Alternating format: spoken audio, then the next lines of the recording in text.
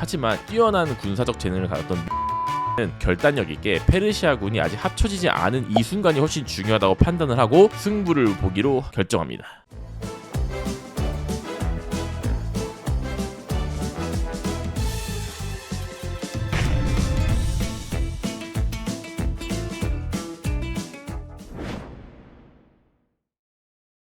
안녕하세요. 쉽지만 깊이 있게 방앗간 세계사의 춘닥터입니다. 자, 오늘 할 이야기는 지금으로부터 약 2500년 전, 아주 오래전 시대의 이야기입니다. 고대 시대라고 불리우는 이 시기에 동양과 서양이 사상 처음으로 맞대결을 하게 되는데요. 과연 이 격돌의 승자는 누가 되었을까요? 그리고 이렇게 동양과 서양이 사상 첫 맞대결을 하게 됨으로써 세상은 어떻게 변하게 되었을까요? 페르시아 전쟁이라 불리웠던 고대의 전쟁사 이야기, 지금 바로 시작합니다.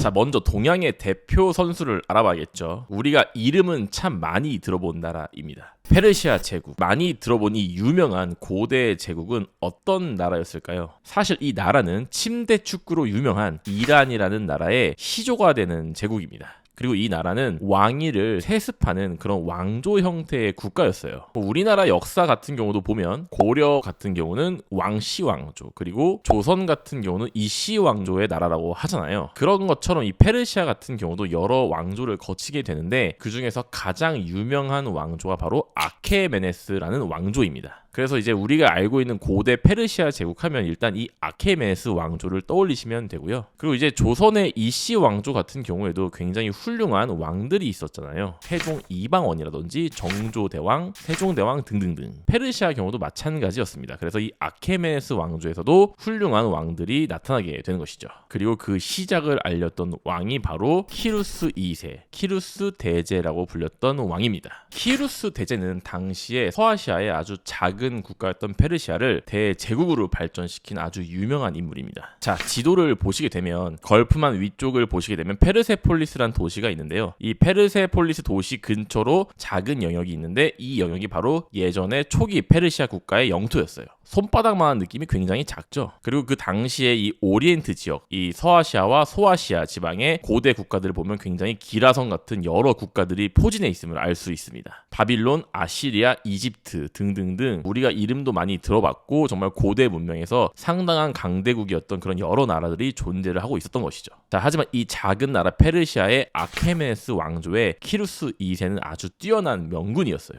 그래서 이 위대한 왕은 차례차례 이런 고대 왕국들을 정복하게 되면서 드디어 오리엔트 지역을 통일하고 광활한 대제국을 형성하게 된 것입니다. 그리고 그 키루스 대제의 후대에 이르러서는 북아프리카에 있는 이집트까지 점령함으로써 페르시아는 정말 오리엔트 문명의 메소포타미아 문명, 이집트 문명, 그리고 인더스강 유역의 일정 부분까지도 이 세계 3대 문명을 석권하는 그런 쾌거를 이루게 되는 것이죠. 자, 역사가들은 페르시아를 고대 최초의 대제국이라고 말을 하는데요. 사실 얼마나 큰 제국이고 얼마나 막강한 제국이었냐면 감이 잘 안 오실 수 있으실 텐데 당시 세계 전체 인구의 4분의 1가량이 무려 페르시아 제국의 인구였다고 알려져 있습니다. 그만큼 정말 엄청나게 많은 수의 인구와 물자가 페르시아에 몰려 있었다는 얘기가 되는 것이죠. 그래서 이제 키루스 대제는 이 페르시아의 대제국을 형성한 뒤에는 자신을 스스로 왕 중의 왕이라고 일컫게 되고 이것을 페르시아어로는 샤한샤라고 불리게 되었습니다. 정말 자신이 스스로 왕 중 왕이다 이렇게 외칠 수 있을 정도로 페르시아는 엄청나게 크고 강력했던 제국이었던 것이죠.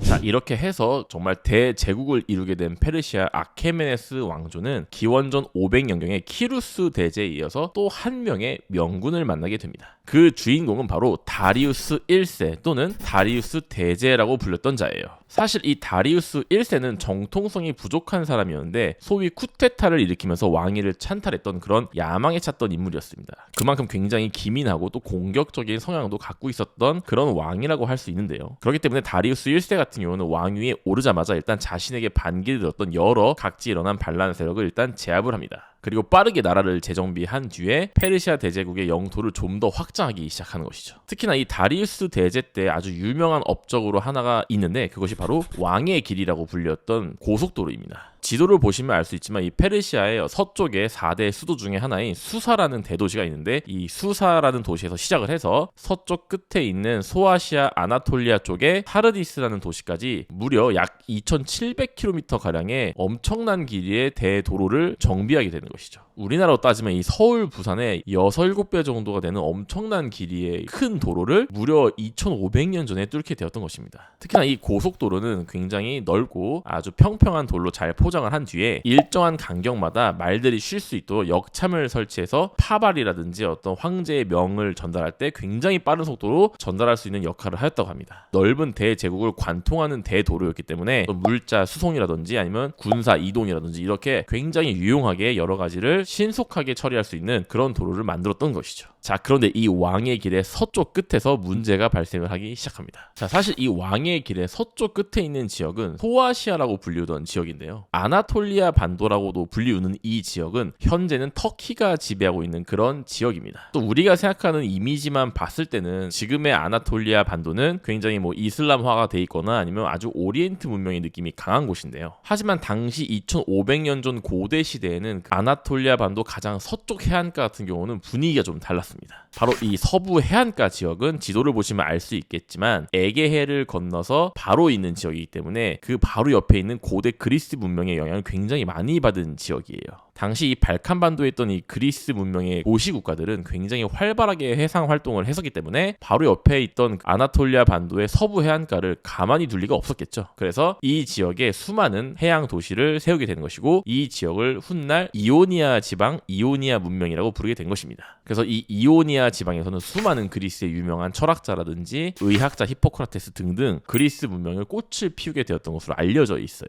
자, 하지만 이 다리우스 대제 입장에서는 이 서부 해안가 끝에 있는 작은 지역이 그리스 문명이라는 것을 사실 받아들이고 싶지가 않았겠죠. 저 해안가에 있는 작은 도시 국가들은 뭐지? 우리 대제국 페르시아에 아직 편입이 안 된 건가? 이렇게 다리우스 대제는 생각을 하고 이오니아 지방의 도시 국가들에게 물과 흙을 바칠 것을 요구합니다. 페르시아 제국이 물과 흙을 가져오라는 것의 의미는 당시에 페르시아 제국에 복종을 하라는 의미고, 자신들에게 세금과 자신들의 명령을 따를 것을 요구하는 그런 일종의 관행이었어요. 하지만 당시 그리스 문명의 독립적이고 진취적인 기질을 갖고 있던 이오니아 지방의 도시들은 다리우스에게 반기를 들게 되는 것이죠. 하지만 세계 최강 대제국인 페르시아를 상대하기가 당연히 어려웠겠죠. 그래서 이 이오니아 지방 도시들은 그리스 본토에 원군을 요청하게 됩니다. 우리가 점령당하면 어차피 다음은 너희들이야, 빨리 도와줘! 이렇게 이오니아 지방의 도시국가들이 외쳤겠죠. 하지만 그리스 본토 도시국가들도 결국 형편은 마찬가지인 소규모 도시국가들이었기 때문에 대제국이었던 페르시아를 상대하기가 굉장히 겁이 났었겠죠. 그래서 대부분의 도시국가들은 이오니아 지방을 외면하게 됩니다. 딱 2개의 도시국가를 제외하고 말이죠. 그 2개의 도시국가는 바로 에레트리아와 아테네였습니다. 자, 하지만 이오니아 지방은 워낙 소아시아에 연결된 내륙이었기 때문에 페르시아의 대군을 감당할 능력이 결국 없었거든요. 그래서 이오니아 지방은 결국 얼마 가지 못해서 다리우스 대제에게 진압당하게 되는 것이죠. 하지만 어쨌든 이 그리스 본토에서 아테네와 에레트리아라는 국가가 이오니아 지방을 도와줬다는 사실을 다리우스 대제는 알고 있었습니다. 어쭈, 왕중왕인 내게 감히 너희들이 반기를 든 나라를 도와줘? 그렇다면 너희들도 내가 꿀꺽 삼켜주마. 하하하. 이렇게 이오니아 지방을 가볍게 제압한 다리우스 1세의 눈에 드디어 진짜 서방 세계인 그리스 본토가 눈에 들어오게 되는 것이죠. 자, 이오니아 지방을 평정한 페르시아 군은 바다를 건너 발칸반도 북쪽에 도착을 하게 됩니다. 발칸반도의 북쪽 지역에는 그리스계 국가로 알려진 트라키아와 마케도니아가 있었어요. 특히나 이 마케도니아는 참고로 훗날 그 유명한 전쟁의 신 알렉산더 대왕이 태어난 나라죠. 이오니아는 이미 평정했다. 트라키아와 마케도니아, 너희도 물과 흙을 어서 가져오거라. 나에게 반기를 들었던 이오니아 도시들은 모두 다 불태워진 걸 너희도 알고 있겠지. 하하하. 이미 이오니아 지방도 무릎을 꿇었고 페르시아 제국은 너무 크고 막강하다. 우리가 어찌할 도리가 없을 것 같아. 굴복하자. 이렇게 해서 마케도니아와 트라키아는 별다른 저항도 하지 못하게 되고 페르시아에게 무릎을 꿇게 됩니다. 자, 이제 마음 편하게 페르시아군은 드디어 발칸반도의 남쪽으로 진격을 시작하게 되는 것이죠. 당시 역사가들의 추정으로는 페르시아군이 총 25,000명이었고 2명의 사령관으로 병력을 분리해서 보낸 것으로 알려져 있습니다. 자, 그리고 일단 페르시아는 이 아테네와 스파르타의 최후 통첩을 보내게 됩니다. 우리가 이오니아 진압하고 북쪽 너네 형제 나라들 무릎 꿇린 거 봤지? 니네도 얼른 물과 흙을 내놓거라. 하하하. 응 아니야 우린 걔네들과 달라. 이렇게 아테네와 스파르타는 페르시아의 사신을 무려 사형을 시키면서 전쟁의 의지를 불사르게 됩니다. 어쭈 이것들 봐라. 본때를 보여주도록 하마. 먼저 바다의 교두보인 낙소스 섬과 이오니아 편을 들었던 에레트리아부터 정보시켜주마.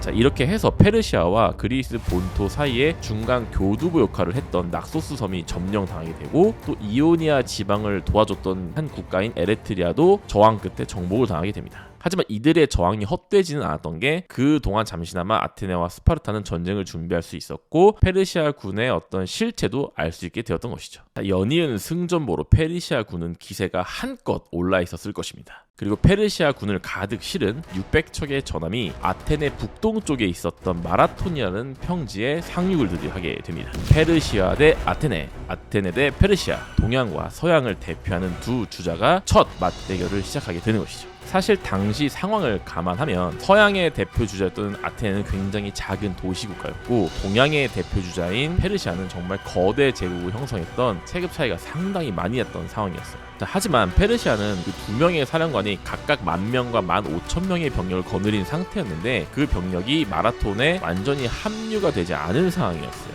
자 그리고 아테네의 사령관이었던 밀티아데스는 그 순간을 포착하고 놓치지 않았습니다. 사실 아테네 역시 스파르타의 지원군을 받기로 한 상황이었거든요. 하지만 뛰어난 군사적 재능을 가졌던 밀티아데스는 결단력 있게 페르시아군이 아직 합쳐지지 않은 이 순간이 훨씬 중요하다고 판단을 하고 승부를 보기로 결정합니다. 드디어 이 마라톤 평지에서 1만 명의 아테네 군과 1만 5천 명의 페르시아군이 마라톤 평지에서 진검승부를 벌이게 되는 것이죠. 당시 고대 전투는 중앙에 가장 주력 부대가 있고 또 좌익과 우익에 보조 병사가 진을 쳐서 이렇게 세 진을 친 다음에 힘을 겨루는 그런 형태였어요.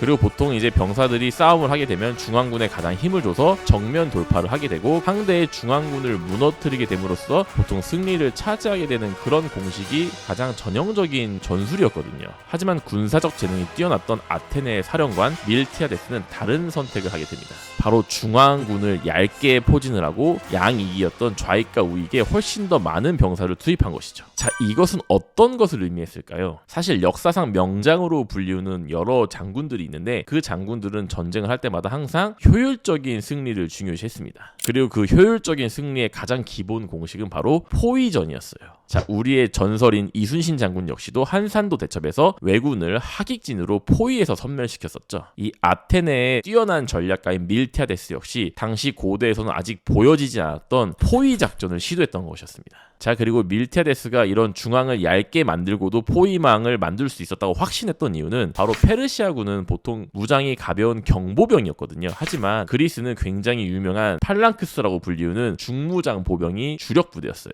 그래서 밀티아데스의 계산에는 페르시아 경보병 중앙군이 아무리 두꺼워도 우리 그리스 중무장 보병이 페르시아의 중앙을 버틸 수 있다라고 계산을 했던 것이죠. 뜨거운 햇빛이 내리쬐는 대낮에 드디어 전투가 시작됩니다. 양 군의 간격이 좁아지게 되자 페르시아의 궁병들이 활을 쏘기 시작하죠. 사실 그리스의 중무장 보병은 방어력은 굉장히 뛰어났지만 무게감이 많이 나가기 때문에 상대적으로 느린 기동력을 가지고 있거든요. 하지만 밀티아데스는 페르시아군의 화살을 두려워하지 말고 전속력으로 달리라고 명령을 내립니다. 저 화살만 이겨내면 승리는 우리 것이다. 전속력으로 뛰어라.